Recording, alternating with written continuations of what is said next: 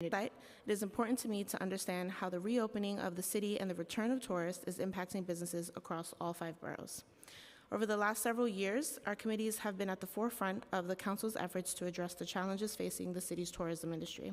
We have held multiple hearings and introduced bills aiming at improving the city's tourist experience and the tourism economy.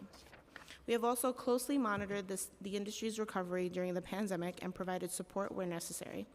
In 2019, the city welcomed a record 66.6 million tourists, supporting over 403,000 jobs across the 5 boroughs and generating over $71 billion in economic activity. While the COVID-19 pandemic decimated the city's tourism industry, leading to a 67% decrease in the numbers of tourists in 2020, making it the city's worst year for tourism since the 1980s. According to recent data from NYC Tourism and Conventions, the city's tourism industry has been making a steady recovery since the height of the pandemic. In the third quarter of 2022, the city welcomed over 7 million visitors, a 52% increase from the same period in 2021. Hotel occupancy rates have also improved, with an average occupancy of 70% in the third quarter of 2022 for hotels that are currently open, up from 50% in the same period in 2021. These numbers paint a hopeful picture for the city's recovery, but they are still well behind the city's peak of 16.3 million tourists in the third quarter of 2019. Today's hearing will focus on the efforts of NYC Tourism and Conventions and how they have helped to improve the city's tourism economy over the last year and a half. As indoor dining became more normalized, museums, shows, and cultural institutions reopened, and the international tourists began to return to the city. We will be looking at the data on tourist numbers, hotel occupancy levels, and attendance at shows, museums, and cultural attractions. We will also be discussing lessons learned from the other jurisdictions as the world continues to reopen. As we continue to emerge from the pandemic, we hope to ensure that the city's small businesses, particularly those in the tourism industry, are given the support they need to recover and thrive. We are committed to working with NYC Tourism and Conventions and other partners to draw tourists back to New York to ensure that its many world-class attractions recover as quickly and as safely as possible. I look forward to a productive and informative discussion today on the efforts being made by NYC Tourism and Conventions towards achieving these goals. Before we begin, I'd like to thank the Economic Development team here at the Council, Senior Counsel Alex Polinoff, Senior Policy Analyst William Hongach, and Finance Analyst Glenn Martinelli for all their hard work preparing for this hearing. I will now turn the floor over to my co-chair, Councilmember Julie Menin, for her opening remarks. Thank you so much, Chair Farias, and good morning, everyone. I'm Councilmember Julie Menin, Chair of the Committee on Small Business. Thank you for joining today's joint oversight hearing with the Committees on Economic Development and Small Business to discuss tourism and its economic impact on New York City's small business. I first of all want to thank my co-chair for all of her leadership and support in putting together today's hearing, and I want to welcome our colleagues who are here with us. I want to acknowledge Councilmember Alexa Vilas has joined us, and we'll acknowledge other council members as they join. New York City's small businesses are vital to the life of our city. They contribute to the vibrancy and uniqueness that make New York City so special to residents and visitors alike. For more than 3 years, we've seen small businesses and the tourism industry struggle in response to the COVID-19 pandemic. Reports show that since the beginning of the pandemic, almost 26,000 small businesses were forced to shut down permanently, and as my co-chair has stated, in 2020, our city suffered its worst year for tourism since the 1980s. But there is cause for hope. Since the United States lifted its 18-month-long travel restrictions on international tourists in November of 2021, the city's tourism sector has enjoyed exponential growth. According to New York City Tourism and Conventions, in 2022, the city reached 85% of 2019 visitation levels, and spending, sector employment, and economic impact also climbed back to the 85% range. New York City Tourism and Conventions projects that there will be approximately 61 million tourists visiting the city in 2023.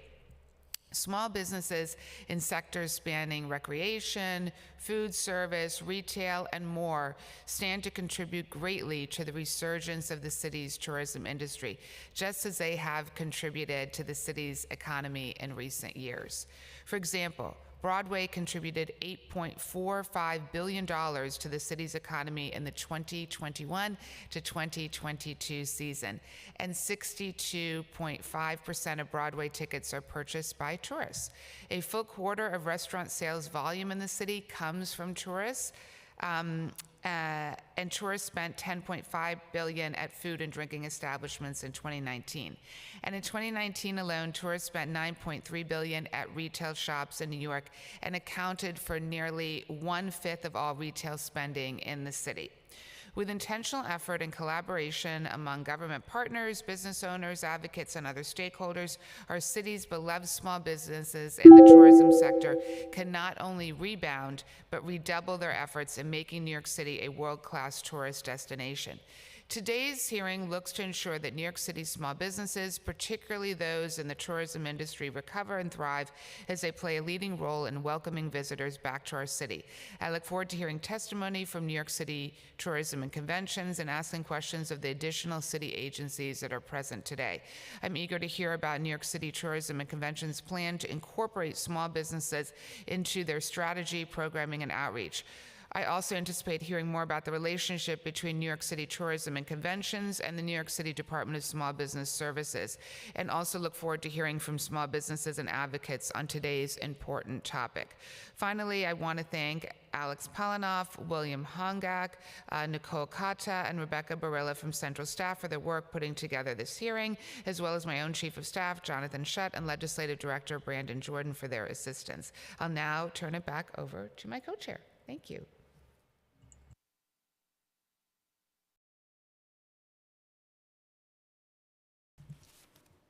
Good morning, Alex Polinoff, Senior Counsel.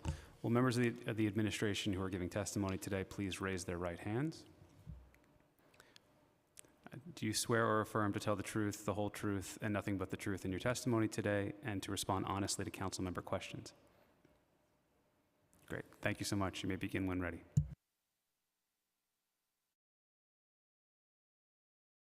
Sorry, there's a cup of coffee there to make sure. Oh, sorry.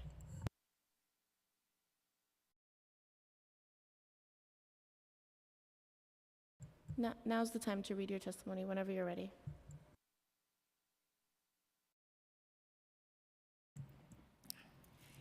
Good morning, Chair Farias and Chair Menon and members of the Committee on Economic Development and Small Business. I am Dr. Donna Karen, Executive Vice President of Research and Insights, and I'm joined today by Nancy Mamana, Chief Marketing Officer at New York City Tourism and Conventions, testifying on behalf of our CEO, Fred Dixon. We thank you for this opportunity to share the current status of the city's tourism and hospitality industry and New York City Tourism and Conventions efforts, along with our government and private sector partners, to revitalize the industry as we work towards full economic recovery. I'd like to provide a quick background on who we are and what we do as an organization. New York City Tourism and Conventions, formerly NYC & Company, is the official destination marketing organization and Convention and Visitors Bureau for the 5 boroughs of New York City. Our mission is to maximize inbound travel and tourism opportunities throughout the city, build economic prosperity, and spread the dynamic image of the 5 boroughs around the world. We are a 501c6, not-for-profit member organization and represent the interests of nearly 2,000 member businesses and organizations from across all 5 boroughs. We are governed by an 85-member board of directors representing a diverse range of businesses from across the city. Our members range from hotels, cultural organizations, restaurants and attractions, to bids and chambers of commerce. The majority of these businesses fall into the small business category with entrepreneurial owners, limited staffs, and revenues. Together, their memberships fund about half of our operations. We also hold a procurement contract with the City of New York to provide tourism marketing services. Excuse me. Travel and tourism has long been a driver of economic prosperity for New York City, with direct and indirect impacts across 5 boroughs. Prior to the pandemic, 2019 was the 10th consecutive year of growth in the number of visitors and, importantly, in visitor spending, business revenues, job creation, new investments, and city tax revenue. growth was halted as businesses shut down operations, borders were closed, and convenings of any size became impossible. The pandemic crippled the tourism and hospitality industry, bringing normal operations to a virtual halt in March 2020. That first year hit the travel and tourism industry harder than any other sector in the city's economy. Combined domestic and international visitation dropped by 65%. Hotel demand fell by 69%. Visitor spending fell by 66%. This translated to a 50% loss in jobs and a $2 billion decrease in local tax revenues from our industry. More industry jobs were lost than in all the losses in finance, information, real estate, and professional and business service sectors combined. In the second year of the pandemic, our industry fared only slightly better. International and business travel were stalled, and safety regulations limited activities across all sectors. Our breakthrough began in Q4 2021 when the U.S. reopened to international visitors from Europe and elsewhere. Just a few weeks ago, on March 15th, we passed the third anniversary of the pandemic disruption. For the city's tourism and meeting sector, we are still working to return to pre-pandemic levels of visitors, spending, jobs, and tax revenue. In a typical pre-pandemic year, 2019, for example, travel and tourism supported a little over 400,000 jobs in the private sector.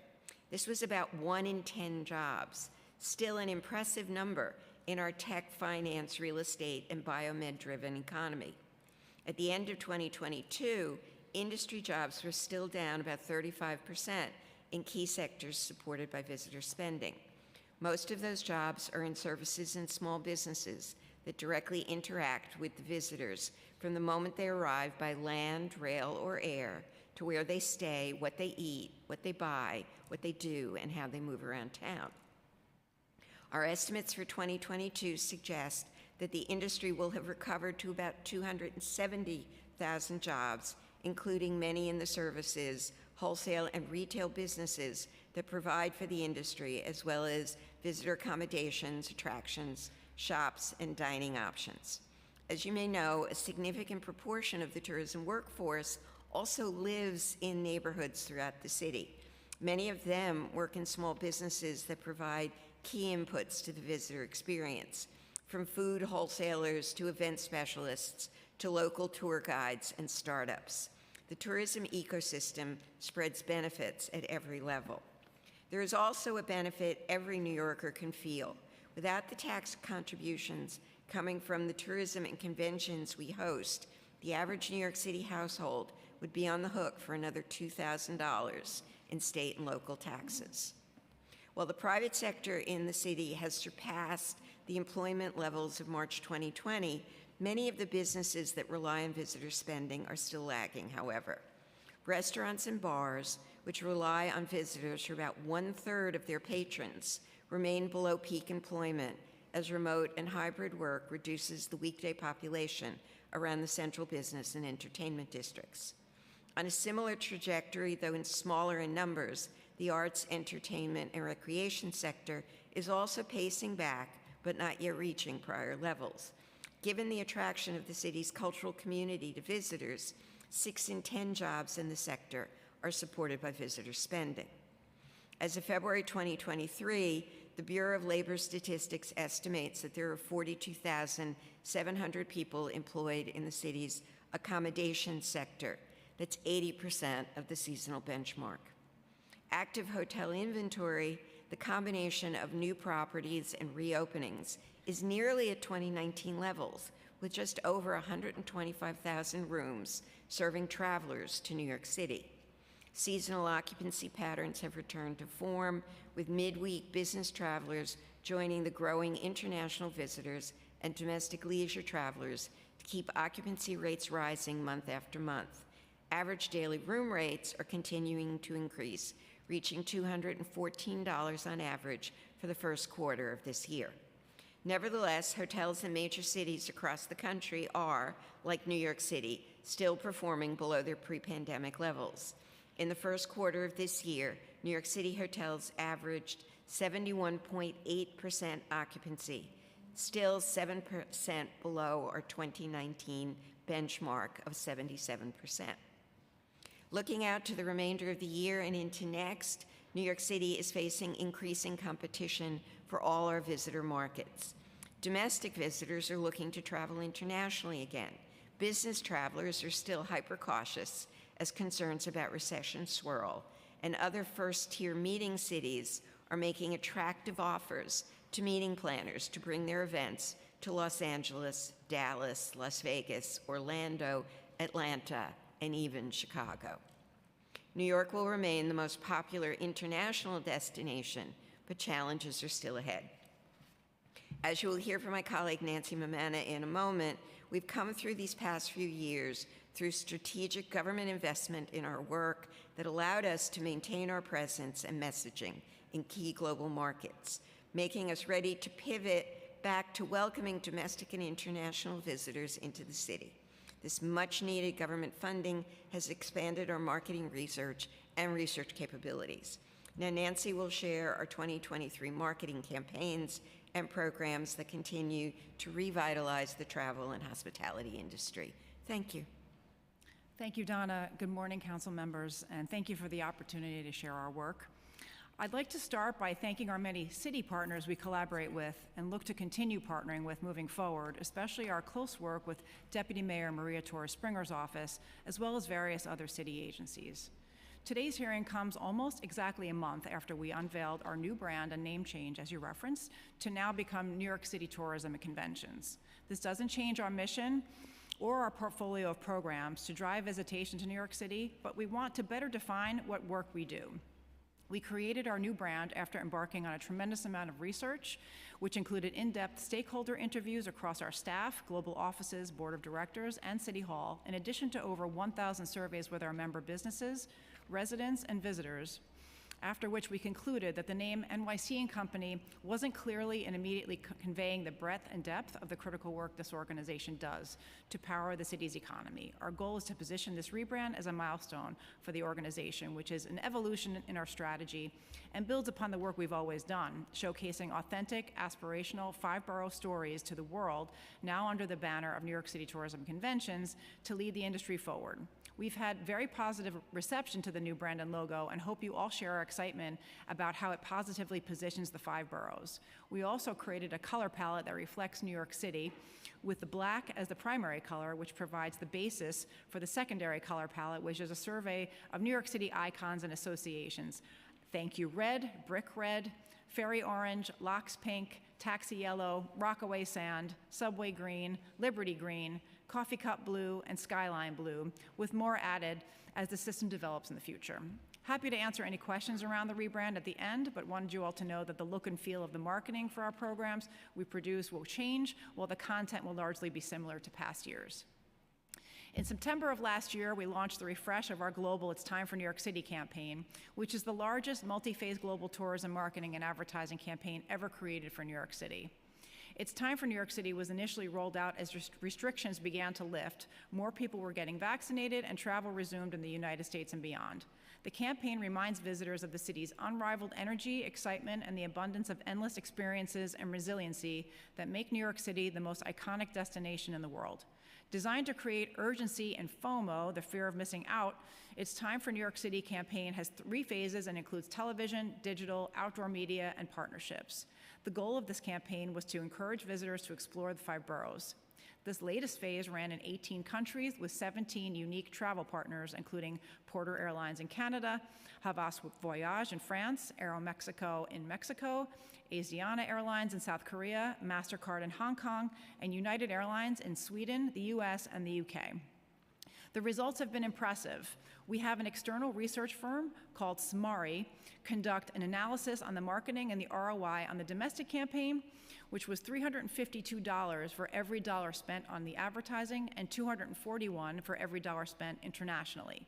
The campaigns to date have run in 2 phases, and as it continues, the results continue to compound. So far, cumulatively, it has resulted in close to $8 billion in visitor spend, over $820 million in tax revenue to the city, and influenced over 3.5 million trips from July 2021 through July 2022. The SMARI data has been a major boost to understanding spending and the impacts of our marketing campaigns. Funding is a crucial component of conducting this research, and this was the first time we were able to do so because of the federal aid from COVID. Going forward with the PEG, we will not have funds to do so, and we will not be able to build the momentum we're currently achieving. I'm happy to further discuss this in the Q&A. We've continued our engagement with locals and tri-state visitors and commuters through our annual vibrancy marketing campaigns, designed to help promote the energy and attractiveness of our local tourism and hospitality businesses during need periods, which historically include Q1 and July and August. Since its inception in summer of 1992, New York City Restaurant Week has been a celebration of dining, bringing people together to experience the city's fine dining and generating business for our local restaurants.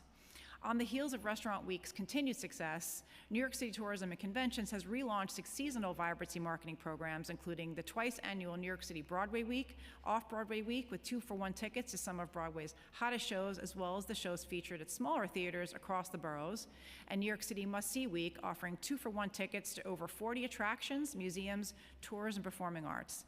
These programs have attracted visitors from the tri-state region and beyond, and are economic drivers during what are typically slower travel seasons, and help ensure that a visit to the city remains accessible to a diverse range of visitors. In October 2021, we added its Time for Culture campaign, supporting our performing arts and cultural organizations in every borough. We also just announced the second year of its Time for Culture last week, which launches in May, with nearly 100 organizations participating across the 5 boroughs. More on that shortly.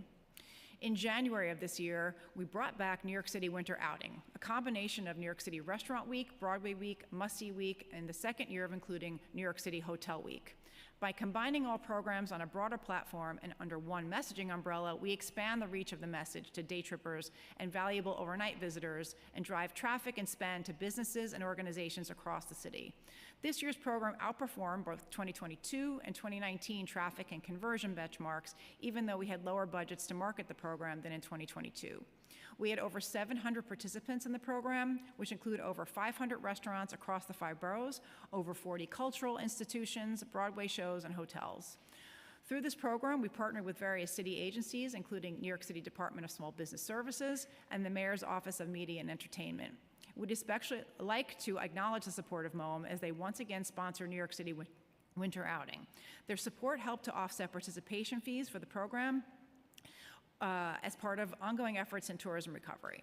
In conducting our outreach for participants in the Winter Outing program, in addition to the agency partners, we worked with the Chambers of Commerce and BIDS across the 5 boroughs, and also sent emails to all City Council members. We're always looking for new participants for these programs, and hope we can partner with both of your committees and all of your offices to get the word out about these programs in the future. Earlier this month, we announced the return of its Time for Culture, with offerings at nearly 100 culturals across the 5 boroughs, available next month from May 9th to the 21st. The program, comprising of seasonal events, concerts, tours, classes, family-friendly programs, and more, kicks off the unofficial start of the New York City summer cultural season, driving traffic to participating locations across all 5 boroughs. A full list of organizations, sorry, I just skipped myself here, excuse me, are available on our website, and we continue to support this sector and cultural tourism. As we focus on marketing, we have also expanded our social media campaigns to focus on different sectors. We remain focused on celebrating New York City's diversity, not only in terms of our neighbors and neighborhoods, but also in the never-ending variety of things to do in the 5 boroughs. As we amplify New York City to our audience of over 2.7 million followers across our platforms, we have launched a variety of different series. I'd like to highlight a few. Hashtag Check-in NYC spotlights hotel properties across the city. Hashtag Museum Mondays highlights different cultural institutions. And hashtag Savor NYC, in which different influencers visit restaurants across New York City to taste their food. And in this series, we have among our most recent collaborations was a visit to New Asha Sri Lankan restaurant in Staten Island, a look at the Venezuelan Christmas staple of halakas at Patacon Pizao in Elmhurst, Queens, and a feature on 97-year-old Holocaust survivor and SNS Cheesecake founder Fred Schuster in the Bronx, which went viral with almost 500,000 video plays. A major focus of our work is connecting small businesses to the tourism industry, and for many, this is not an easy task. To remove the barriers to understanding the industry, we have two major initiatives. One is Tourism Ready, which is a free educational program. The courses provide an introduction to the tourism industry and working with the travel trade for any businesses or entities in New York City that are interested in learning more. Tourism Ready 101 looks at how to bring these visitors to your neighborhoods and businesses. The program places a particular emphasis on working with the travel trade, which are third-party travel sellers, packagers, and event planners. The program guides businesses through the steps to effectively work with the travel trade and help them identify methods to engage with these resellers to promote their businesses or neighborhood. We'd love support from each of your offices in identifying businesses in your districts that might be interested in this free opportunity, and happy to connect with them and add them to our mailing list. There are workshops scheduled for almost every month of the year, so there's still a lot of opportunity for participation. Another initiative is through visits we coordinate with global travel partners, which we call reverse travel missions. Typically, travel missions entail traveling to destinations with high visitation and business selling their products and sell packages to tour operators. Many small businesses do not have the time, capacity, or funds to go on travel missions with us to destinations across the world, so we coordinate reverse missions where travel partners come to New York City. Through these coordinated visits, qualified small businesses gain access to the global market with no or very little investment, along with receiving the guidance and support they need. Last year, we had our first reverse sales mission, which had 17 small businesses and cultural institutions participating. For the remainder of this year into Q2 2024, we plan to have at least 2 of these reverse missions. Additionally, we continue to operate borough development familiarization trips for local receptive tour operators. We coordinate these by borough to give tour operators an in-depth handful of experiences and usually coordinate a day of visits encompassing 8 to 10 different sites. Today, in fact, we are hosting one of these visits in Queens, and it includes close to 20 small businesses and cultural institutions.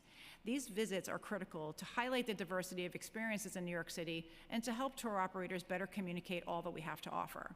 While we celebrate the successful return of Broadway, performing arts, nightlife, music, and sports venues, the industry is still challenged as not all international borders have reopened, business meetings and conferences have not fully returned.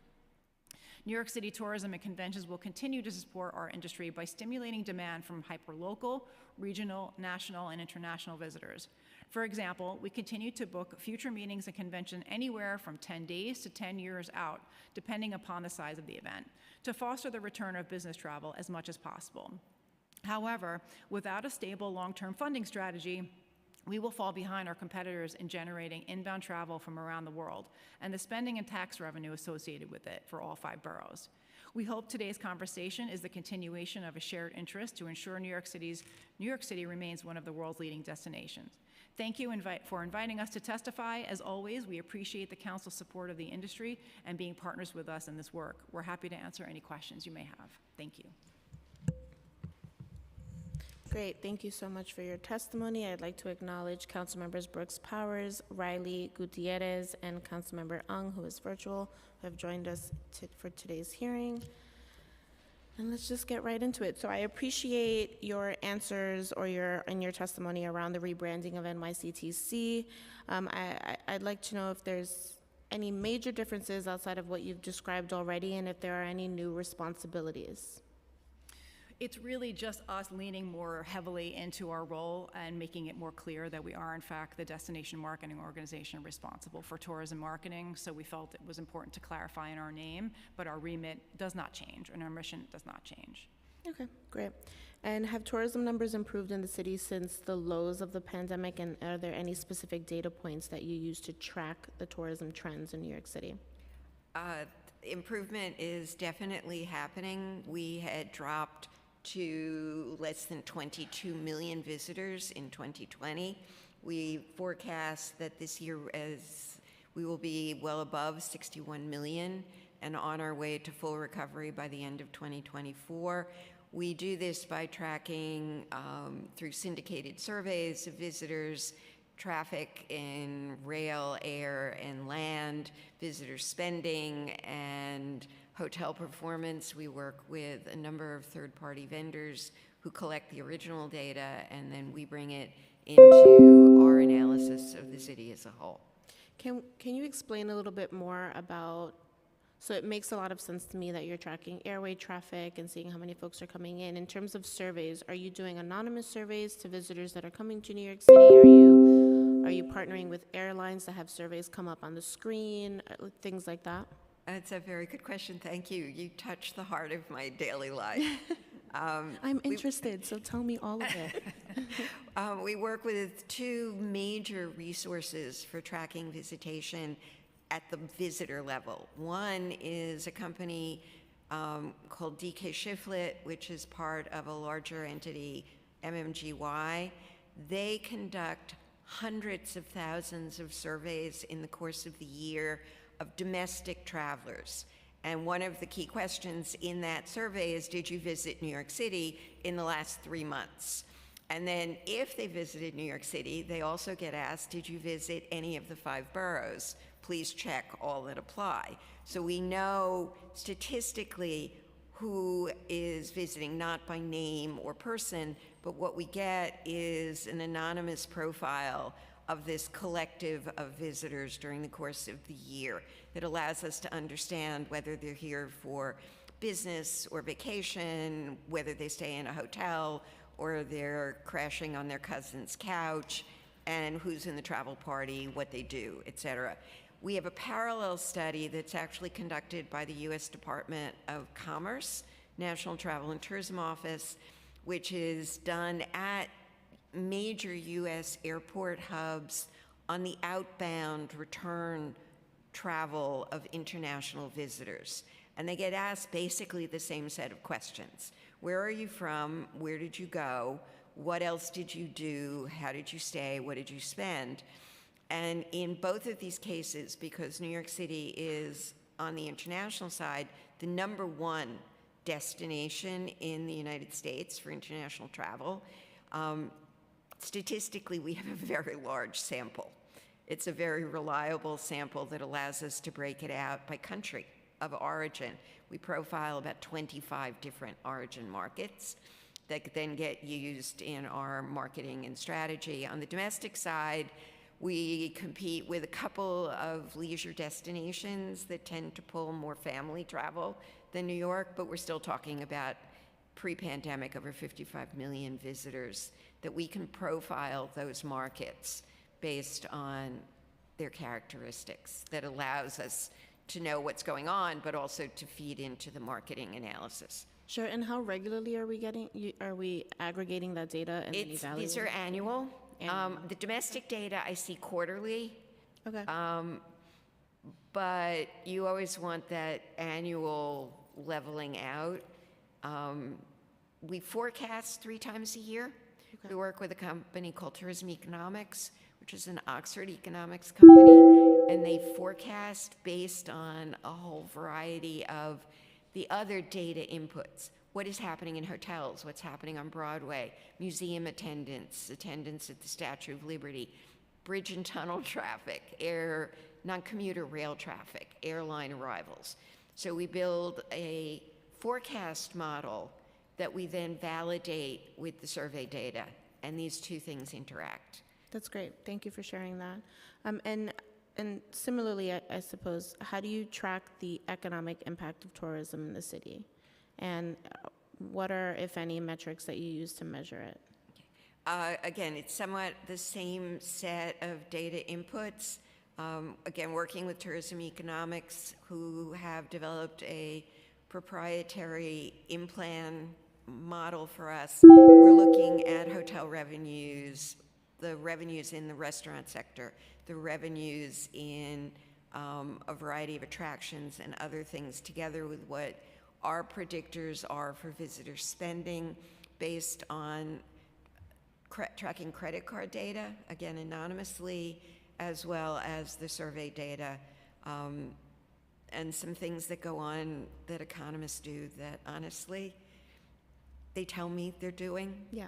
No, I understand, trust me. You gotta trust the economists. The Coalition of New York City Hospitality and Tourism Recovery was established in July of 2020 to bring together major stakeholders in tourism to help restore the tourism sector. Is the coalition still meeting regularly? No, it is not. Okay, and have there been any recent updates or from any of the coalition meetings that came out? We sunsetted the coalition last year at our annual meeting in March. And so several of those folks are still partners of ours, whether they're on our board or in various chambers and bids. So we have regular interactions as appropriate and as relevant as it happens, but there is no formal follow-up for the coalition once we had to sort of put a stake in the ground on when we were doing so. Sure, and are there any ongoing initiatives to attract international visitors that have come out from the group? We have begun, at that point in time, we're really cooking up our next version of our global tourism campaign, which is the work that we would have done annually anyway. With the onset of It's Time for New York City, it came out of the survey work and the research we did around that time. So it was really just us continuing our work and informed by what we learned through the coalition meetings, but it was really just us kind of picking up where we needed to once the borders opened. Great, and in that continuation, how are you folks working to revitalize and bring visitors back to traditional tourist-heavy neighborhoods? Are there any major new initiatives being planned? We have several tracks of campaign work that are basically always on. We have our vibrancy campaigns that we mentioned, for example, the restaurant weeks, et cetera, that primarily are targeting tri-state Northeast Corridor U.S. domestic that happen twice per year. Alongside that, simultaneously to that, we have what we call our global tourism campaign, which ranges from 10 to 18 markets per year. We will partner with either an airline or a tour operator in our key feeder markets. We both come together with media, and we serve up a warm lead to that partner. So for example, in the UK, we've worked many times with British Airways or British Airways Holidays. So we'll both implement a pretty cohesive digital campaign. We'll serve them a warm lead, someone that's interested in travel, for them to capture the booking on their channels, and then they bring it back to us for planning. We do that on a rolling basis every year, and making sure that we're doing everything we can to get to the travel booking, because we don't capture that on our website. So we rely on the partners to do that. Yeah, so that's what I was just going to ask. So it seems like a lot of there are sets of metrics that you do have to aggregate and then reevaluate and look at, but it's happening with multiple partners. How do we collect all of that, or how does that come back to us and say that this was a successful campaign or a successful effort? There are two ways we do that. We work with the individual partners to capture their metrics. So when they work with us, we either pixel their website, and if they don't allow that, we just get the data at the end. We really want to understand if there was a lift in bookings from their perspective. And the SMARI data that I mentioned earlier measured the campaign in the aggregate. So we've done this. We've gotten 2 domestic and international phases from June of 2021 to June of 2022. And that we are seeing, because we continued with It's Time for New York City, and we refreshed our primary visual, but we kept it as Lady Liberty, we're seeing equity in the campaign, and the results are compounding as more people see it in market. And that survey is where we're able to measure who saw the campaign and then ultimately came and booked a trip to New York. So that is where we're seeing the return on ad spend metrics and the amount of trips and the amount of visitor spend in the aggregate in the campaign. So we've got a full year of data now. Okay, and is that the numbers that you gave us here with the Yes. 352? Yeah. Yes. So, okay, I just have a couple things on this, and just so I can better understand it. You have here in the testimony, ROI on the domestic campaign was $352 for every dollar spent, and $241 ROI for every dollar spent internationally. The $352 or the $241, where are we seeing that go? Is that back to New York City, or are you looking at that saying that's the total that goes back to an individual hotel or a local business? The spending is citywide. And then you look at the actual spending and you calculate what part of that spending comes back into the city itself because of the city funding, because the ARPA funds and the support we've had from the city is what is paying for that advertising itself. The first thing you look at is, did that advertising influence a visitor? The visitor came, how much did they spend? That goes across the entire city, and then that spending generates and supports the business revenues, the jobs, and the tax revenue that the city collects. So you don't necessarily collect that tax revenue from the visitor, you collect it from the restaurant where the visitor ate on that meal. So it's several layers, which is why the numbers start very big. But we're talking big numbers. We're talking billions of dollars in spending in a very short period of time. That these ad campaign measurements were set between a specific date range. So someone may have seen that ad last summer, and now they're traveling. There's still a carry-on effect, but the measurements that we did with one of the industry's leading experts, and they do it for all of our competitors in all the major destinations, we drew a boundary around this, and we said, okay, how much did this affect in this time period? And that's what we're looking at. Okay, that makes a lot more sense to me. It's across the board. It's not actually I think if you think of it as a funnel, right? And the bottom of that funnel is the city tax revenues. Yeah. That's where it goes, into the city tax revenues. Great. Thank you for that explanation. Let me see. How has the NYCTC partnered with local businesses and attractions to promote tourism? Local businesses are at the core of everything we do, from the programs we mentioned all the way through to our content. So while all the programs are going on, we've got a very robust editorial and content team that produces videos, profiles, interviews. So we're showcasing them constantly. That's at the core of our remit, whether it's our social channels or our website, and we do whatever we can to promote visitation, to see that content, profiling local business owners, neighborhood guides, making sure that a visitor in New York City is really truly experiencing the vibrancy and diversity of our boroughs. So that's an ongoing engine as well, alongside the programs through which our participants are encouraged to join. And again, we are always welcoming more businesses into our programs. We realize not everyone can, but we welcome that, and we are actively engaging with businesses at all times through our membership department to make sure we're getting the right level of participation. But our content team is separately profiling, listing, highlighting itineraries and guides and business owners throughout the 5 boroughs. And how are you folks either using the advertising or the marketing in a way where we are making sure tourists feel safe coming to New York City, or trying to counter the maybe media narrative that could be out there and traveling to New York City? The marketing team works very much in tandem with our global communications team to do whatever is possible to promote positive messaging in New York City, and also to educate visitors and locals as to how best to navigate the city. Where we were very much in the thick of COVID, we had, I think our highest traffic page on our website was our COVID resources page to help visitors navigate how best to experience the city safely. And in the best way possible. We still have that information on our website for those that are interested. We want to make sure, alongside the content, that we're helping people understand how best to navigate, how to get to various neighborhoods, transportation, et cetera. So that is ongoing, but our global communications representatives make sure that they do whatever they can to promote the positive, good news about New York City all around the world. And do you folks also promote some of the things they can benefit from, either like the Metro card or reduced fare, or even just like social norms like walk to your right and walk fast, things like that? We do incorporate some of that, yes. It's very popular content. Just asking, you know? Gotta know we're targeting the right message here for New York City.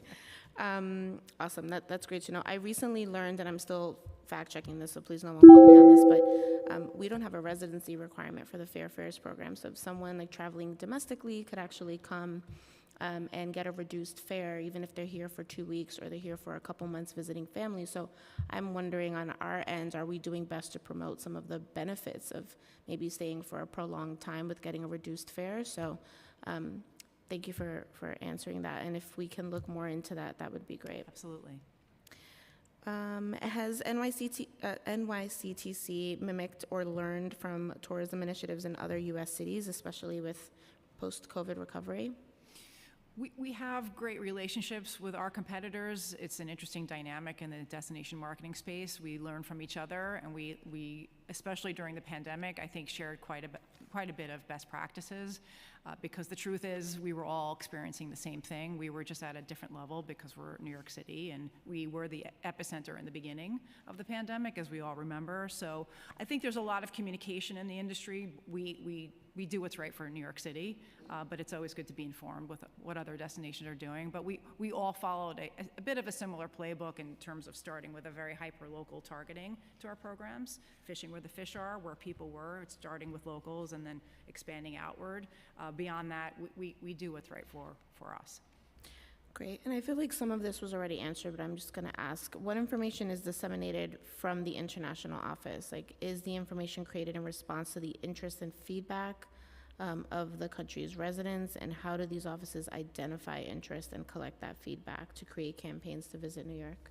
The majority of what our international offices focus on are working with the trade, both from a meeting planner perspective and travel trade perspective. So local tour operators, travel agencies, receptive operators, meeting planners that are making sure that the trade is fully briefed on the level of product in New York, openings, what is happening in the boroughs, making sure they're educated. So we do sales trainings. We bring our members into the market with us in our sales missions. We do trade shows in those markets. They're really boots on the ground to ensure that they are staying very close to the trade on both business and leisure, to ensure that we're top of mind, that we're securing leads for meetings and events.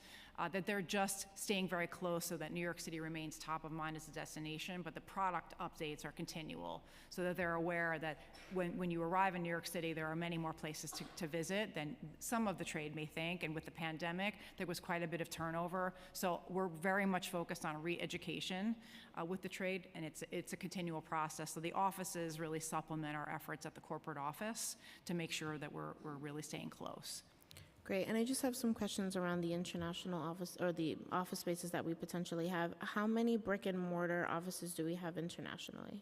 We have 17 international offices. Okay. They're representatives, not employees. Correct. It's a consulting representative contract, not an employee. Okay, so we have, but the brick and mortar places are 17, and then we have consultant staff that's in all of those, in each of those that you're saying? Yes. Okay. And do we have an idea of how many staff we have internationally, or how many people we consult with? We can get that for you. Sure. And then around for me, like return on investment based on all these sites and offices abroad, what does that look like?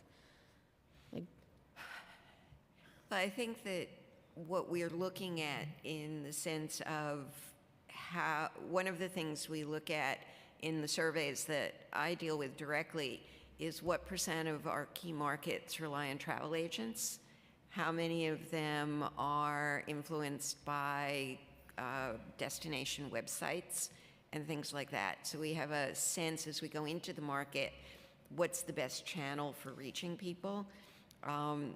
When we have an actual spend, not our own resources like the communications work, a press release, or work on our digital and social channels, then that comes back to the work we did in this last year and a half of measuring the actual effect of ad budgets. And we did look at them in different countries. Different countries and populations do react differently, and that goes into the planning side. So we know which markets were the quickest to react, which markets are more likely to react to certain kinds of advertising. That's the art and science of what the marketing team does. And if I can just add to that, in many cases internationally, you're not able to reach the visitor directly through a B2C campaign. They do book through the trade. They'll use a tour operator more so than they will book themselves. So we really need to make sure that the relationships with the travel trade, the key trade partners in that region, are activated, and it would be a little unwieldy for us to be able to come in and out of the market from here on a daily basis, but it's critical that we have that connection. Otherwise, we're really not able to reach the end consumer. Okay, I have just like questions around maintaining the offices, like the cost of maintaining the offices, rent, overhead. Do you folks have that stuff available today? Are you referring to our domestic office here at? No, in our No, we international don't spaces. maintain those offices. Okay, so We hire them as a consultant. okay, so So each they're- of those 17 offices, we have a consultant contract with them where I could potentially go there and have a meeting, but it isn't a brick and mortar space that we pay for. Correct. Correct. Okay, so it's not brick and mortar. Sorry if. No, it's okay. That's just questions for clarification. That's why we're here. Okay, great. And then I just have some last budget questions, and I'll pass it over to my co-chair. What funding sources does NYCTC receive besides operating costs from the city? We raise private revenue primarily through our membership base, so the approximately 1,800 to 2,000 members that we have, many of which pay dues to us to market the city on their behalf. There is some amount that we raise through advertising on our website, as well as sponsorships. So for example, MasterCard is currently a global sponsor, and we're looking to renew that relationship if possible. And have those sources changed during the pandemic to now? Drastically, yes. Okay. What was NYCTC's fiscal 2023 adopted budget? So, Go ahead. no, I don't actually have the answer. I have the notes. We can provide more detail after. So the original budget for fiscal year '23 totaled $43.5 million, which included $11.2 in non-recurring city funding. And in fiscal year '22, the budget was $61.4 million, which included $30 million from the ARP funding. So stripping out these non-recurring revenues, our budget for fiscal year '23 was $32.3 million, and '22 was $31.4 million. Pre-pandemic, we were in the $40 million range. So we've experienced decreases across the board. Yeah. And have you folks had to reconstruct its budget this fiscal year due to projected increases in tourism numbers, or how has the decreases that have occurred impacted the budget? We are experiencing a PEG adjustment, so we're in the process of planning out a reduced budget now, and we'll determine how that impacts services. Ultimately, it will result in likely a decrease in our media spend, which will impact our reach in the campaigns we mentioned earlier. Okay. Thank you so much for answering my questions, and I'll turn it over to Chair Menon. Great, thank you so much. Before I begin, I just want to recognize Councilmember Krishnan and Councilmember Gutierrez have joined us. So you mentioned that you all are going to be under a PEG. I want to understand if you, in terms of, obviously employee travel is an important aspect of what you all do. Are you following Controller's Directive number 6, which limits lodging travel expenses? My understanding is yes, we follow all, yes. So all NYCTC employees are following Controller's Directive number 6, which limits the cost of hotel, airfare, all of that.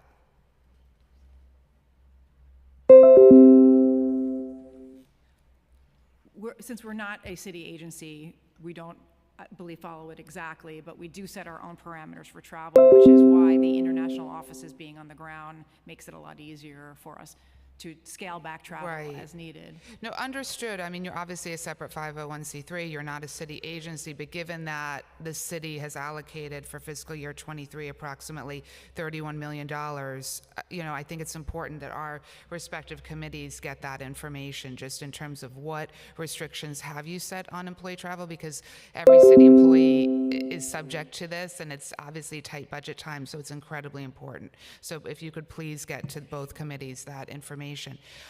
So I'm really interested, obviously as the chair of the Small Business Committee, in the interaction between NYCTC and small businesses. So in your testimony, you indicated that you represent the interests of 2,000 member small businesses. So we have approximately 200,000 small businesses, so that's about 1% of the city's small businesses. Can you speak about these 2,000 members?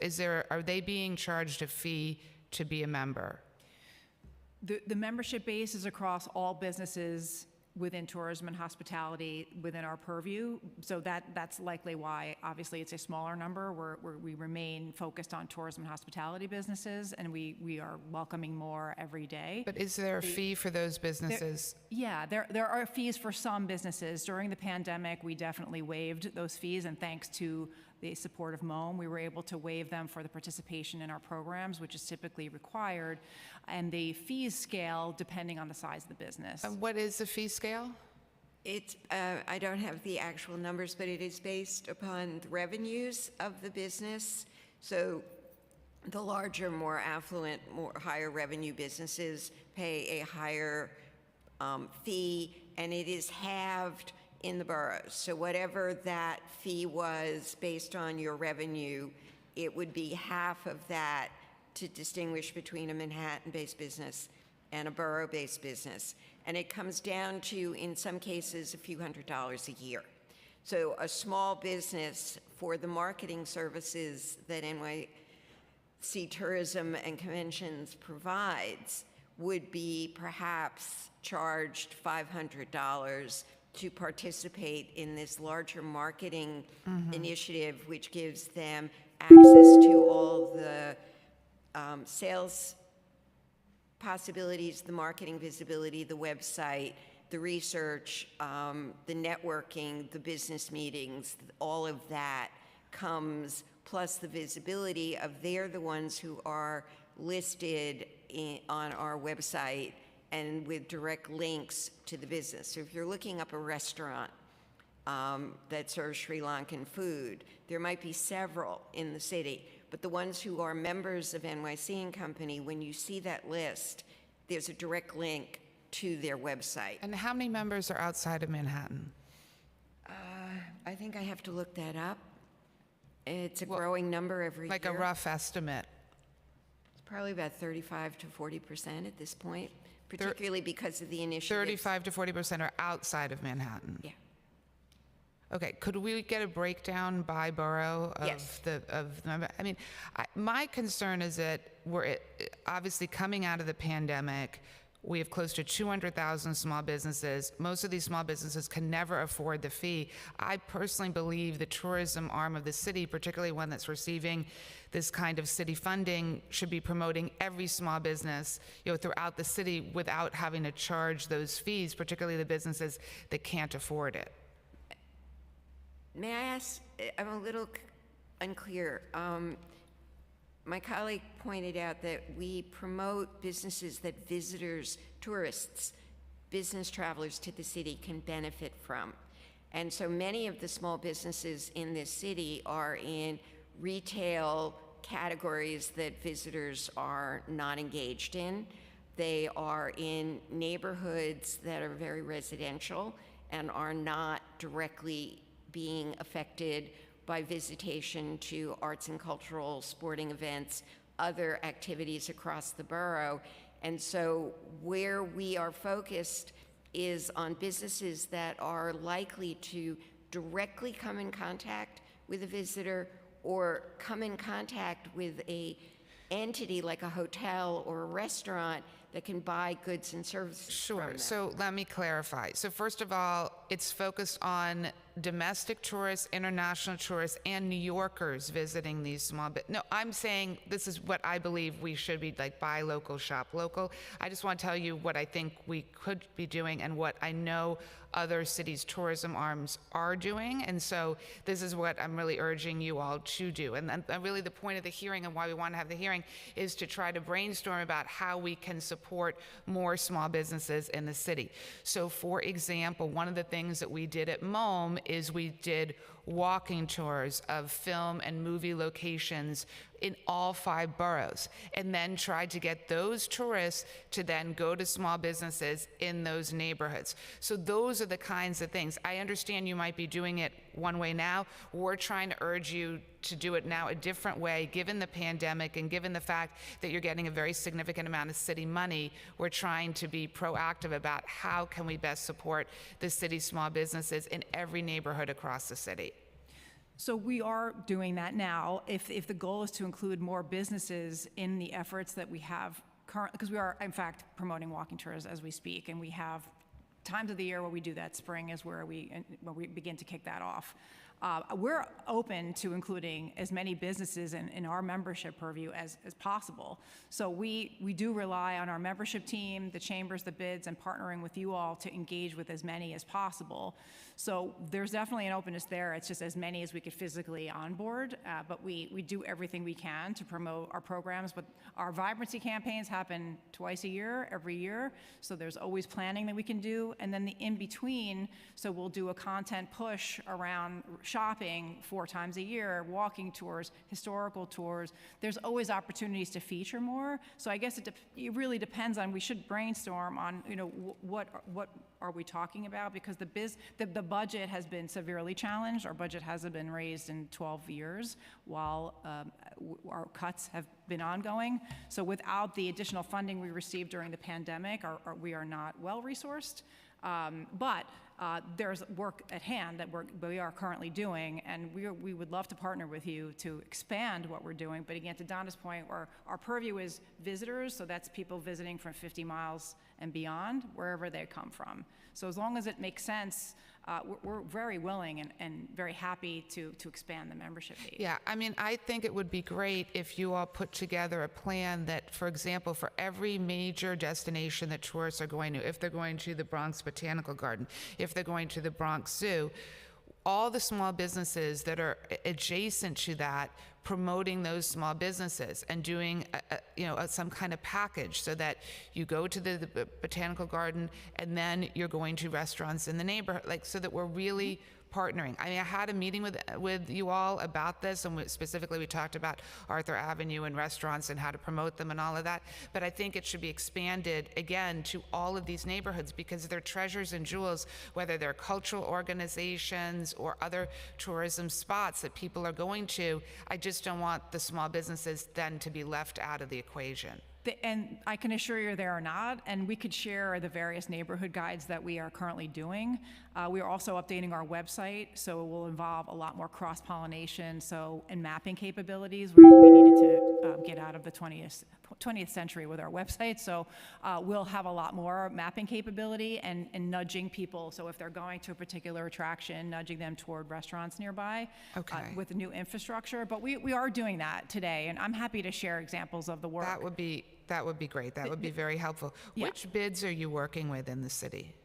I think Virtually all of them. I counted, I think, 20 bids in 8 chambers of commerce on our website yesterday.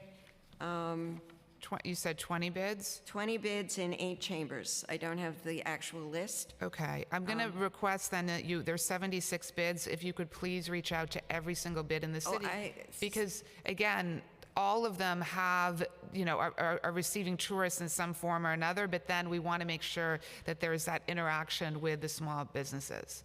I would imagine that our teams have reached out, but I am sure they can do a double visit. Okay. Chairman, and just to add in that the New York City Tourism and Convention Group, they actually have joined our bid calls, as well as we featured all of their programming in our newsletter that goes out to all the bids. Okay. If we could talk a little bit about advertising. My understanding is you're doing a lot of in-house advertising. Is 100% of your advertising handled in-house? What part of that do you mean? Well, in other words, are you partnering with any of we've got some of the greatest ad agencies creatively in New York City. Are you working with any external ad agencies, or is everything handled in-house? We handle the creative development in-house. The media buying we use an external agency for. Right. I just mean, because one of the things I think that's been very successful in the past is when some of the ad agencies pro bono have been advising some city agencies. So if that is something that could be looked at. Again, I mean, one of the things that comes to mind from my work I did at MoM is that iconic Made in New York logo that Radical Media designed. Mm-hmm. Going to some of these ad firms, seeing if they will work with the city pro bono to do a really outside of the box advertising and marketing campaign to bring more tourists to the city, and specifically to focus on the small businesses would be, I think, a great thing to do. We have many folks that have come from those large agencies in-house in our organization. So, you know, while we've had offers of pro bono work during the pandemic, it never turns out the way it was proposed in reality. So we have the creative development work well handled. We just won 2 Emmys last year for our content, and a Webby and 2 shorties are on the table now. We're good there. We're challenged with the media dollars to push it out. So it's not surprising that you may not have seen a lot of the content, because it's really about the distribution of that content. And where our budgets are challenged is in the media dollars to promote it. So creatively, we're actually fine. It's just more on the broader side of the distribution. And what about using celebrities? Colorado has a very innovative campaign that they're running right now, using celebrities to visit the state. I mean, after 9/11, obviously there was, you know, really strong marketing to visit New York. What are you doing in terms of that? During the pandemic, we reached out to several celebrities to help promote itineraries in their favorite neighborhoods, and we had about 30 of them from across all sectors of entertainment on our website. Since then, it's difficult to receive truly pro bono work, and working with celebrities, I have a lot of experience with that. It's expensive. We're always open to more pro bono relationships, but the peak of the pandemic, when folks were very interested in helping New York City, we, I think, tapped into that nicely with the itineraries. And since then, we're really relying on the power of the travel partners to book those trips to New York. And as we've seen, it's been very effective for the last year. Okay, I just want to, before turning to my colleagues for questions, I have some questions in terms of SBS. What is the nature of the relationship then between NYCTC and SBS in terms of helping to promote small businesses? Thank you very much for that question. We're really happy to be partnering with this great sister agency. And what we do is we cross-promote each other. So all of their campaigns, NYC Restaurant Week, all the other campaigns that they do, but also their neighborhood guides. We actually feature all of this on our website, and they help cross-promote our Shop Your City campaign, which we're really pleased to say that, you know, we took it last year to Shop Your City. We built the website, we added the maps that were done not only by neighborhood, but by owner demographics. And then we expanded it to be Small Business Week last year, where we went to 5 boroughs in 5 days. And we were really so pleased with what we did, because we reached 3,000 businesses on the ground. We walked the corridors of the five neighborhoods we were in. We went to 500 businesses during that week and let them know about SBS services. This year, we're going to do something different, and I'm really happy to say we're doing Small Business Month. We're going to celebrate the entire month of May, and we're not only celebrating each of the neighborhoods and their corridors, but we're actually also spotlighting the different services that SBS provides. So I really look forward to sharing the Small Business Month calendar with you. I encourage all of you to join us in what I think is going to be a really fantastic month. And I know that our friends over at New York City Tourism and Convention will also be cross-promoting, and prior to this, we've been brainstorming as to how we can work together to feature an event with them during the month. So it's going to be really great, collaborative, and it's a lot of partnerships, and I can't wait to talk to you more about it. Okay, great. In terms of information that is at various tourist booths and things like that, how many languages is that information in? I'm not sure which visitor centers. We don't operate any visitor centers. We have branded and we help supply the visitor center inside of Macy's Herald Square. Other than that, and we also partner with Empire State Building and their observatory, providing content and their video blades. But are you giving brochures and stuff at major cultural destinations, museums, things like that? We publish a map twice a year that's promoted everywhere. Its distribution is throughout the 5 boroughs and wherever appropriate in places like Grand Central Station and all of the airports. But it's really more about producing digital guides at this point. Not as many folks are interested in carrying booklets anymore, so we have paused our visitor guide, but we're promoting everything on our website and have designed it in a way that it could be used mobilely and mobile first, and 60% of our website traffic is from mobile, so we're really more focused on getting more scale and awareness around things from a digital standpoint, but we do produce the map twice a year. Okay, and can you get that map to us so we Sure. can see that? I think that would be helpful. A couple more questions for SBS, and then want to call on our colleagues to ask questions. Is SBS tracking the number of tourists that are coming to businesses overall? I mean, what kind of data metrics in terms of tourism is SBS keeping?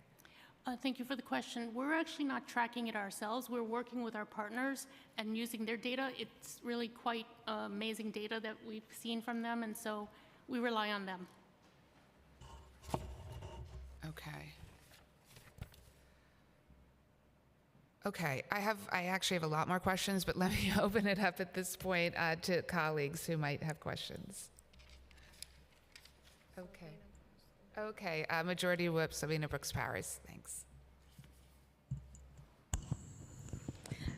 Thank you, chairs, and thank you for the testimony. It was interesting to hear the acknowledgement that you target communities that are not necessarily residential. However, under the past administration with de Blasio, he was known for opening hotels in those type of communities, which are now shelters. But here we are. So I'll start with the question of what funding sources does NYCTC receive besides operating costs from the city? How have these resources changed also in the pandemic? Let's see.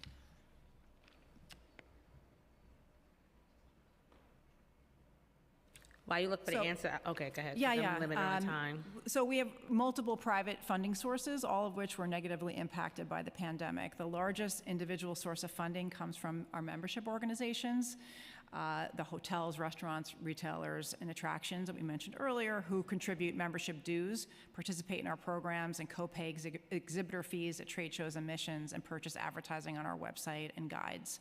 Total revenues from these members pre-pandemic was in the region of $9.3 million, and it went down to $3.7 million in fiscal year '22.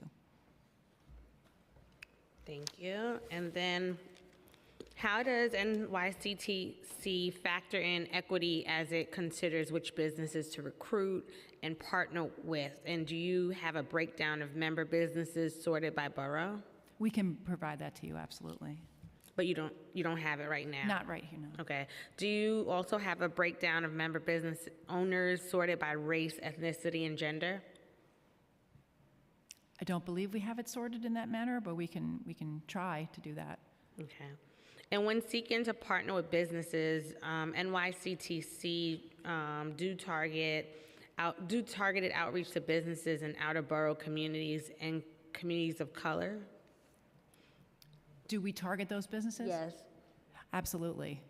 I'll be happy to send you links to the most recent series we are in the process of completing called Local Legends. It's just the newest example of how we approach our content, where we profile various neighborhoods in the outer boroughs to really, through the eyes of what we are calling the sort of mayors of those neighborhoods. So folks in the neighborhoods who either own local businesses or have lived in that area for some time, who really show us around their kind of view of the neighborhood and highlighting local businesses that they want the world to know about. And those are the pieces of content that we recently won the Emmys for last year, and have been very well received. With, I think we're going to about 4 million views. We've done one piece of a 6-minute video, one per borough, and we're looking at ways that we can resuscitate that series after the next one launches. We've so far featured Washington Heights, Staten Island, Mott Haven, and we're going into Flatbush next. Thank you.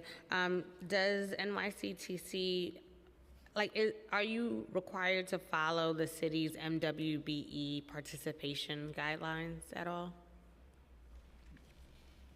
No, we are not. No, okay. Do you track MWBE participation? Our membership team, absolutely. And we work every day between our government affairs department, our membership department, and our content team to make sure that we are actively engaging MWBE businesses, and businesses that are based in New York City, of course, as well as the content that we showcase, that we are ensuring that it is equitable and diverse coverage, and making sure we're representing the fabric of New York City accurately and with the right amount of equity, inclusion, and diversity. So in your collaboration with the businesses, particularly the small businesses, what does that look like? The participation in our programs where our goal is to drive awareness, visibility, and sales to our local businesses. So everything we do is designed with that in mind, from the content we produce to push out into the world, to our editorial content on our website, to our programs. I'm sorry, but for the small businesses specifically, because I know earlier you mentioned that there's a difference, there's a scale in terms of their membership dues, for example. So when you're collaborating with the small businesses, does that get factored in? Is it accounted for from NYTC to kind of adjust so that they can get proper, I guess, engagement as well? What we were referencing earlier in terms of our content and campaigns doesn't correlate to the amount of money a member is paying us, if I'm understanding correctly. Once we are engaged with a business, we look for every possible opportunity to showcase them. It's really up to us to make sure that a visitor has the richest experience, and we aim to push people out into every neighborhood and borough on a daily basis. So everything we do is an attempt to engage as many businesses as we can that a tourist might be interested in experiencing. So we don't have regard for how much a business is paying us or if they're paying us. We did pro bono many businesses during the pandemic, and because of the support of MOAN, we were able to afford to do that. The funding we received is since been spent. So we don't distinguish between who is paying us more in member dues. We make sure that we engage as much as possible with every business that's a member of NYC & Company, and make sure that borough by borough, sector by sector, we're incorporating them as much as we can. Can I just ask one more question, Chair? Of course. Does NYCTC survey small businesses, and if so, on what? We conduct a regular series of surveys of our members on what their needs and activities are and how we can help them. During the pandemic, that regular cycle was interrupted for a variety of reasons, partly because people did not have the leisure time to answer a survey even online. The cycle will resume probably in the second half of this year, where we're looking at the businesses that are engaged with the travel sector, the ones who are likely to benefit from someone visiting their neighborhood, visiting the city, who needs something as part of their experience of New York. To survey the entire small business sector is far outside our remit in terms of attracting visitors to New York City. Thank you. Thank you. And Councilmember Velez? Thank you, chairs, for holding this important hearing, and thank you for being here. Can you talk to us a little bit about what the challenges are to getting to a full tourism recovery across all 5 boroughs? Or specifically, rather, well, let me let you answer that. I think there are a few. I think we are all feeling the loss of the Chinese visitor. They were in our top 5 markets previous to the pandemic, and without that return, we're very much focused on diversifying our approach and focusing on other emerging markets where we are seeing growth, like Brazil, India, Mexico. But that obviously has impacted many major destinations.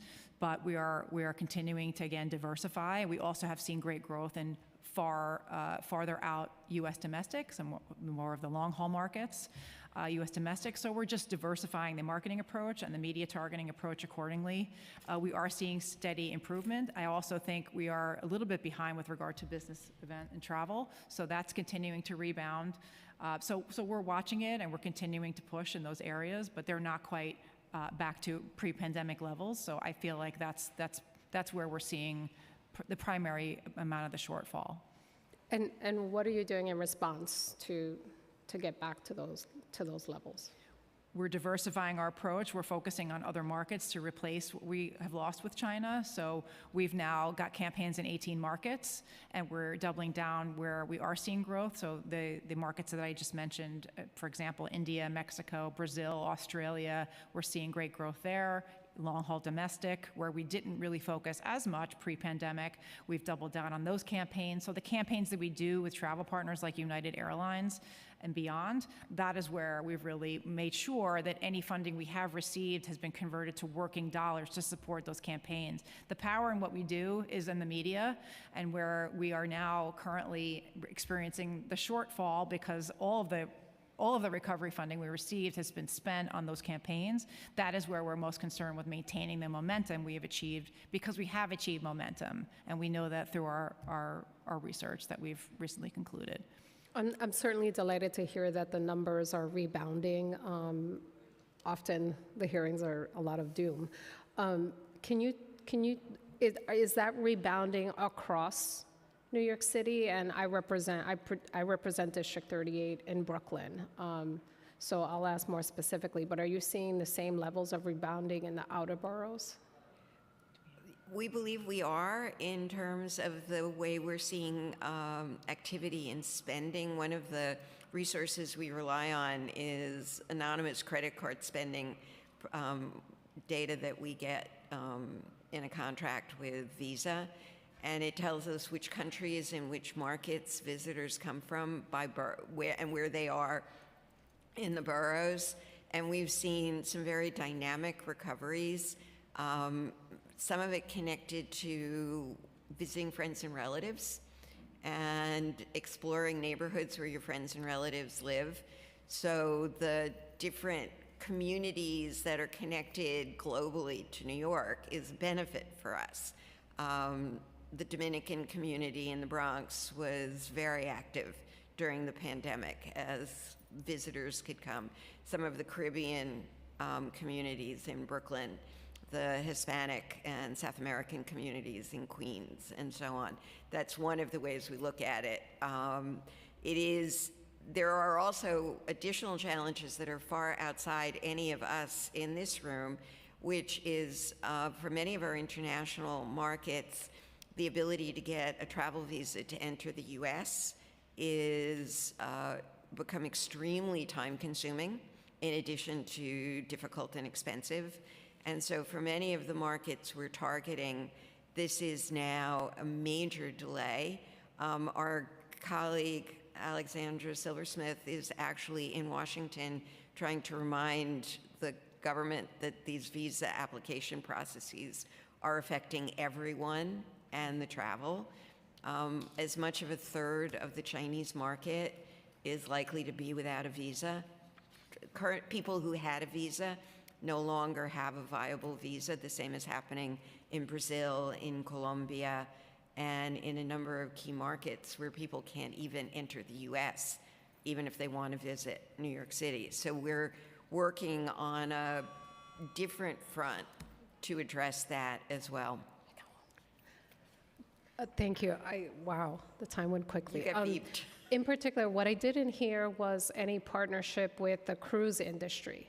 Now, I represent District 38, which includes Red Hook, which includes the Brooklyn Cruise Terminal. The business community there has been fighting tooth and nail to get something as meager as a sign to let the folks that come off the cruise line to know that there is a community there with a number of small businesses. They have yet to receive not so much as a sign on that terminal. It's been a long-standing battle. The business community, the small businesses, have been willing to pay for things themselves and make their own signs, but we have a cruise terminal with no signage at all. In fact, the last sign there is Marty Markowitz. I don't even know what to say about how we manage tourism when we have this giant cruise terminal that welcomes people, and then we put them on a bus straight to Manhattan. They don't even know that there's a vibrant community there with arts and small businesses and wonderful restaurants that is within walking distance. I think two things. It's my understanding that the terminal is managed by EDC. We do not manage it. Our development teams do work with the cruise lines and encourage them to essentially shop local and build out Again, when New York is a home port, it means that it's locals getting on the ship to sail somewhere else, and then they get off the ship, they get in their car, and they drive home. When New York is a destination port, those are the companies and the tour operators that we do educate about what's available. But signage at the terminal itself is an EDC question. So these are destination ports. There's no signage. There's They're no, both. There's no kiosk welcoming people to the various opportunities. It's not us. I mean, we So would there's be no happy to source it. collaboration, there's no collaboration with EDC on this at all? I don't know that there is at this moment. We can double check. It seems like a giant gap to not have collaboration with EDC for cruise terminals when we're the destination. We can reach out to EDC and follow up with them. Great, because my community is utterly upset that there is no, they're not connected to any economic opportunity for a cruise industry that just pollutes its ports and takes people and moves them to Manhattan. Like, we are entirely left out of that equation. So we'd love to follow up some more about that. And, you know, in this area, just not to belabor, but there is no, Red Hook is a small community. There is no business, bid, but there is a business alliance, and they have been knocking on every door only to be ignored. I would encourage you all to absolutely reach out, and they should not be paying any fees to participate in New York City tourism. I guess that's it. I will follow up some more.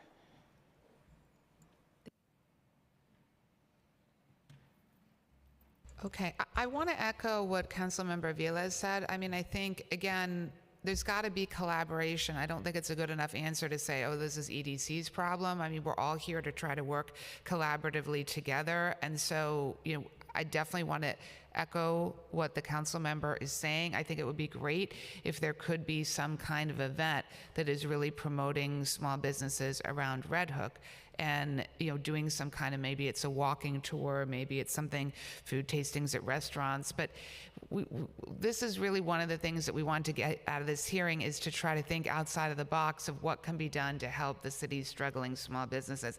I think that's a, you know, very perfect example.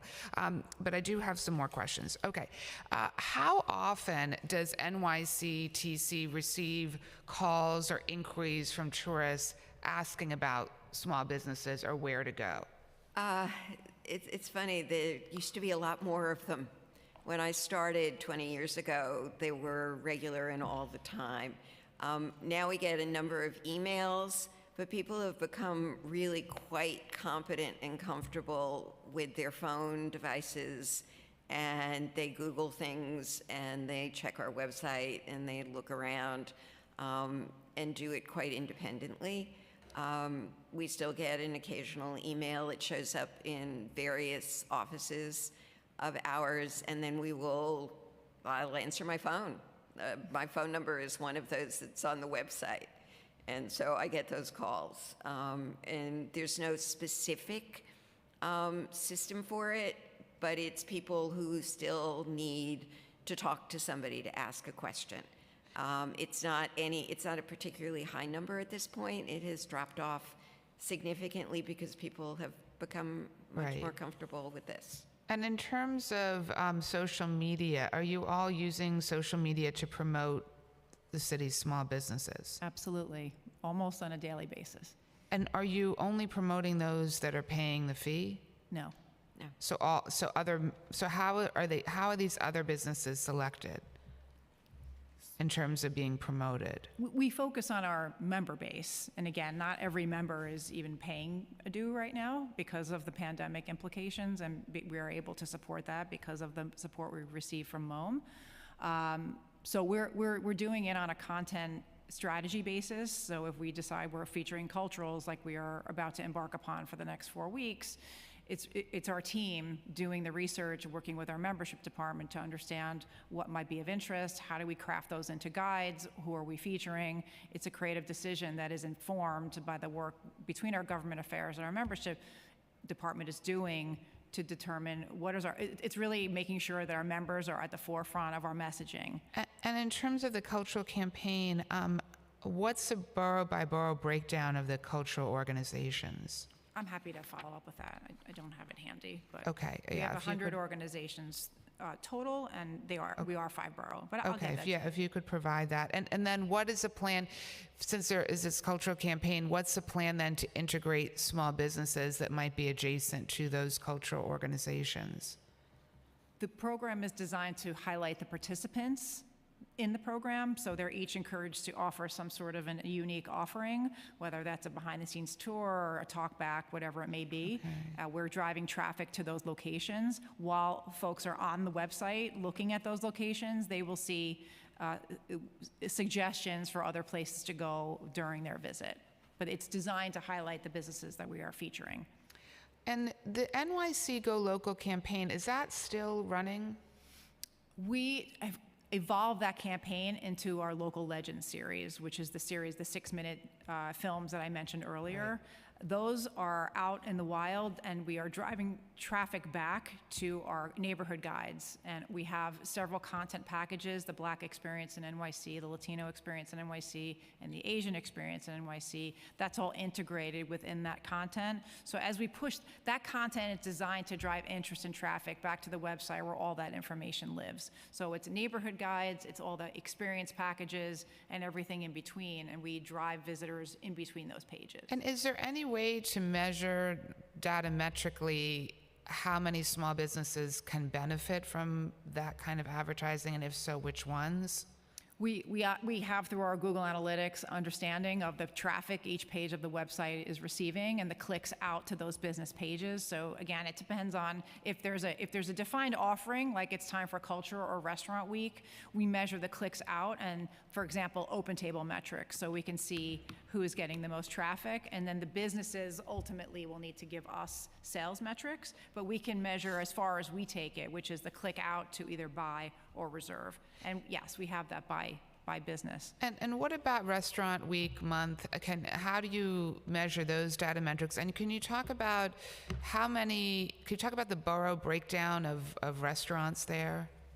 Yeah, I didn't bring any of the borough breakdown, but we're happy to follow up with that because our borough participation in Restaurant Week is growing every program, but we are actively looking for more participants with every program. Yeah, because I'm hearing some concern from some colleagues about that. I mean, I think it's super important to work with the bids. So for those neighborhoods where you don't have restaurants, working with the bids, working with the borough chambers of commerce to identify restaurants. Yes, and we do that currently between our government affairs group and our membership team. We are actively doing that today.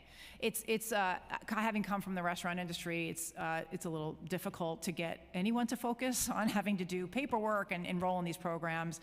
So it's definitely not for a lack of trying. We actually try to partner with local media to promote the program and engagement and participation even further. But again, that's where we want the further partnership with the council because we do want more participation. It's just we're actively recruiting at all times and trying to promote the program. And because it happens every year, it's a little bit easier, hopefully, to plan ahead. Yeah, I mean, I'd appreciate any partnership with that. I know we've already spoken about the Go Local campaign and the Restaurant Week, because in District 18, unfortunately, we didn't have a single restaurant that was participating. I just wanted to ask, just before we move away from the Go Local campaign effort, Councilmember Aviles had to run, but she wanted to follow up with, for the Shop Your City efforts that we're doing, Red Hook was not included at all in that effort. And she wanted some clarification on how our neighborhoods selected and supported in the Shop Your City. So Shop Your City is our website, and any business can go on and register to be part of the maps. We promote everyone through there. Last year was the first time we launched a big celebration across the boroughs. So we were really looking at some of the communities that have been not as well served. So Last year in Brooklyn, we were in the Black and Caribbean community. In Bed-Stuy, we were in Little Sri Lanka in Staten Island. We were in Chinatown in Manhattan, Little Columbia in Queens, and Little Yemen in the Bronx. So it wasn't that we left any neighborhood out, but we're just building and we're growing each time. For example, this year we're going to be in Far Rockaway talking about resiliency during Small Business Month. It's going to be a full calendar of events, and we really look forward to working with the council in promoting it and actually hoping that you join us for some of these. Excuse me, council members, I do now have the participation by borough for our last 2 Restaurant Week campaigns, if you'd like. Okay. For summer of 2022, which was free for all participants, we had 12 restaurants in the Bronx, 68 in Brooklyn, 33 in Queens, 12 in Staten Island, and 546 in Manhattan, 42 of which were in Upper Manhattan.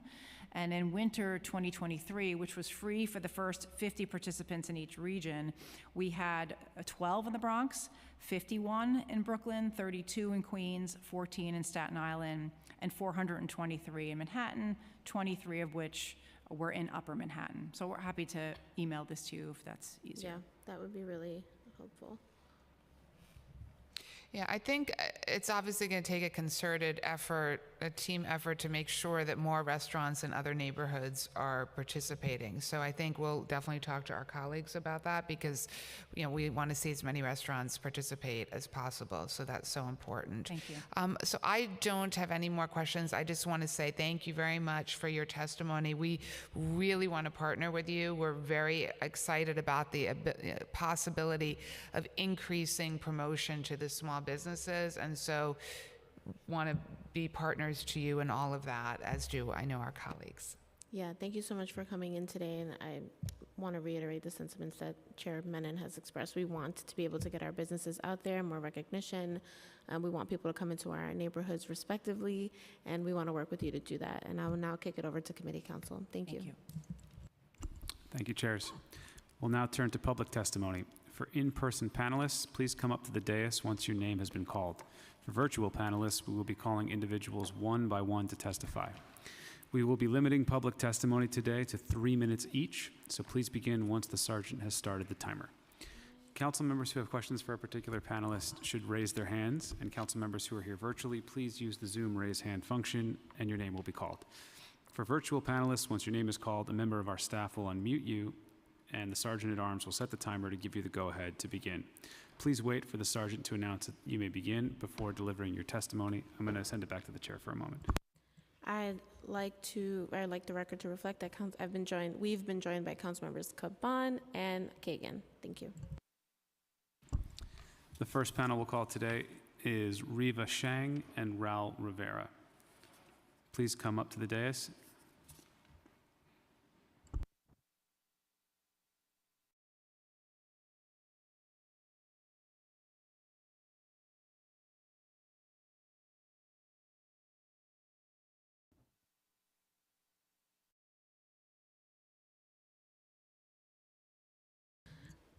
I'd also like to acknowledge we've been joined by Councilmember Velasquez.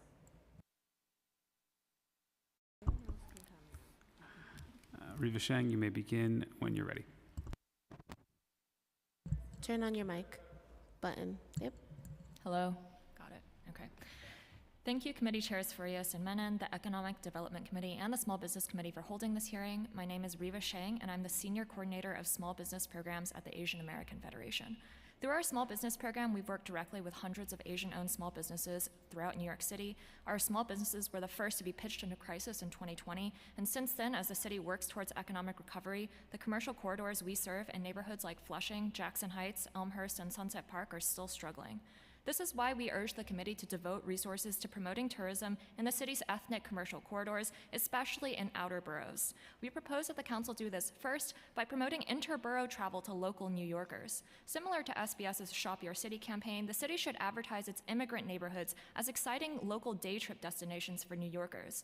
As global cuisines and cultures become more popular than ever, New York City's abundance of authentic ethnic businesses should be recognized as one of our greatest resources. Moreover, SBS's work on campaigns like Shop Your City show that the agency has already produced relevant marketing materials. AAF last year, for example, collaborated with SBS on a promotional video featuring Murray Hill, Queens, a neighborhood that is home to the last truly authentic stronghold of the Korean diaspora.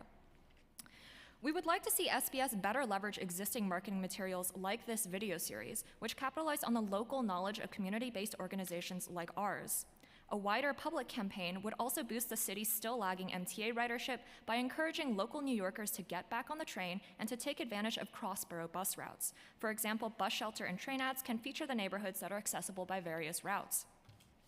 This also ties into our second related proposal, that SBS work directly with NYCTC in order to better promote outer borough and immigrant neighborhoods to tourists. NYCTC last year ran a campaign called NYC Like a New Yorker, which aimed to spotlight outer boroughs by featuring one borough per month in a press release. The campaign, like Shop Your City, primarily targeted local New Yorkers. The coexistence of SBS Shop Your City and NYCTC's NYC Like a New Yorker campaign speaks to a ripe opportunity for cross-agency collaboration. A collaboration between these two agencies could be extremely fruitful to advancing the goals of both.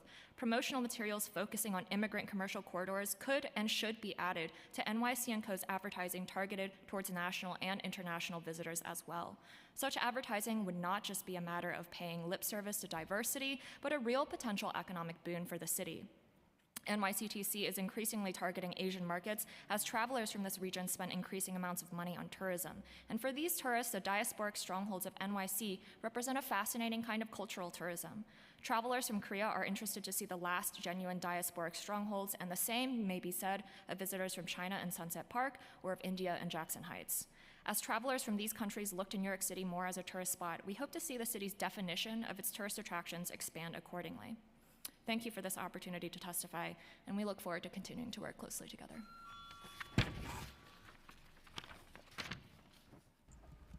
Mr. Rivera, you may begin when ready. Thank you. Good afternoon. My name is Raul Rivera. I'm a New York City TLC driver. I'm a TLC driver advocate. Forgive me if I ramble a little bit. I didn't write anything down. You might be wondering why a taxi driver is here at the council.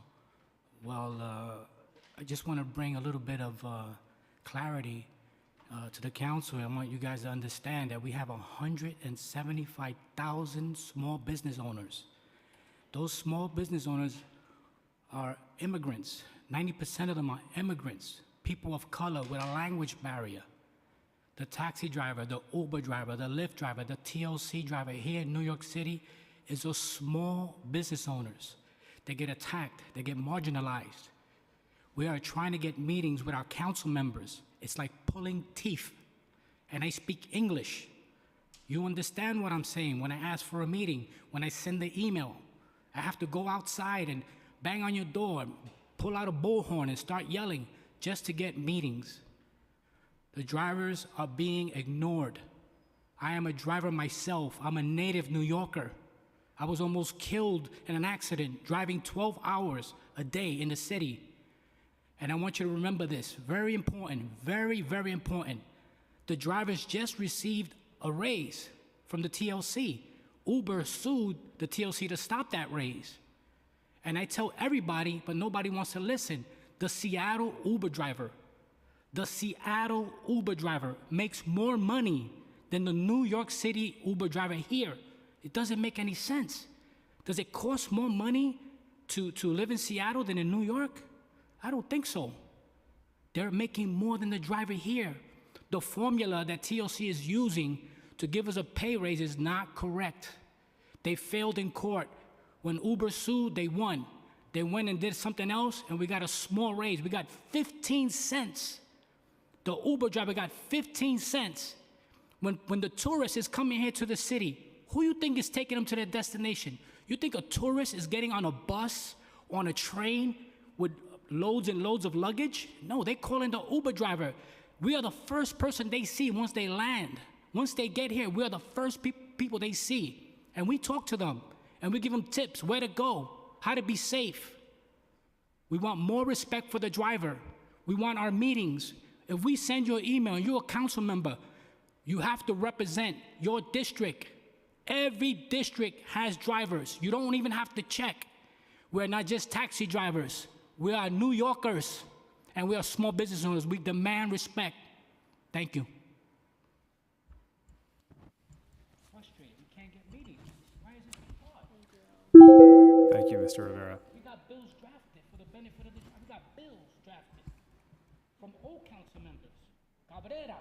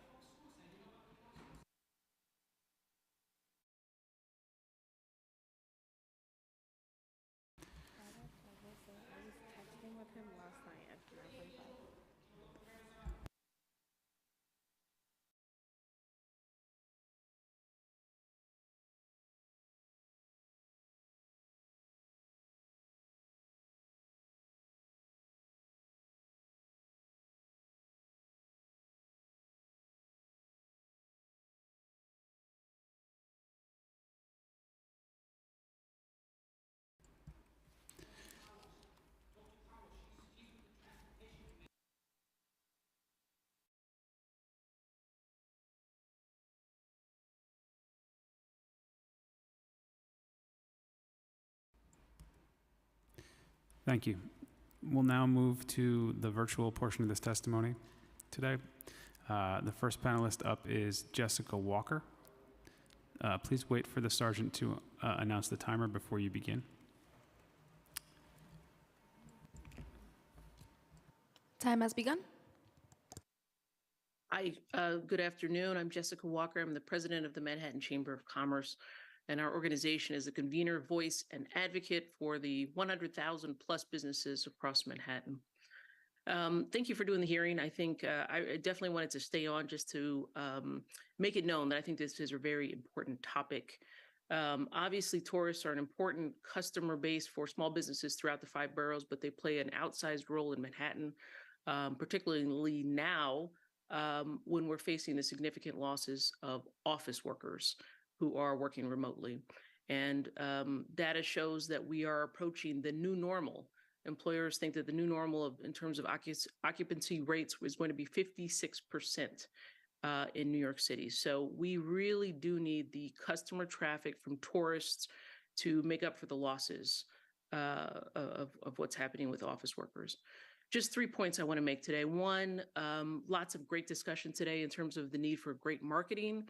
I think there's a lot more we could be doing to try to highlight legacy businesses throughout the 5 boroughs. Certainly, we should be giving, we should extend the free participation for restaurants, small business restaurants in Restaurant Week. So there's a lot that we can be doing there. 2, I do believe we do need to, as a city, continue to innovate, continue to compete. We are very supportive of bringing a casino to Manhattan, for example.